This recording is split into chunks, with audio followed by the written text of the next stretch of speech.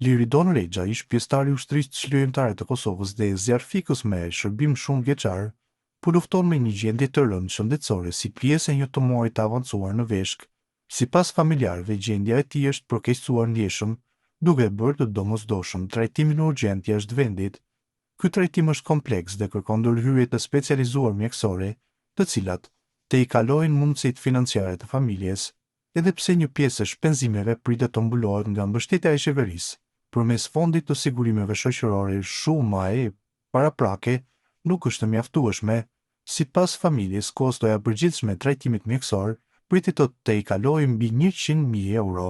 Liridon Rexha u bashkua UÇK-s në moshën vetëm 16 vjeçare, ndërsa më pas vazhdoi shërbimin e tij ndaj shoqërisë si zjarfikës, gjithmonë në ndihmë të qytetarëve dhe në mbrojtje të jetës së pronës së tyre. Në këtë moment të vështirë, familja bën apel për solidaritet dhe mbështetje nga qytetarët, institucionet dhe dashamirës, me shpresën se kontributi i përbashkët mund t'i japë Liridon Rexhës mundësinë për trajtimin e nevojshëm dhe shpresën për shërim.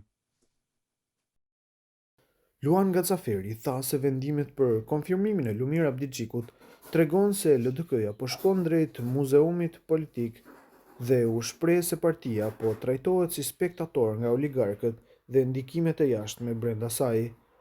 Ai e konsideron procesin si një përzgjedhje e PDK-s dhe personave të lidhur me të, në vijim postimi i tij plot.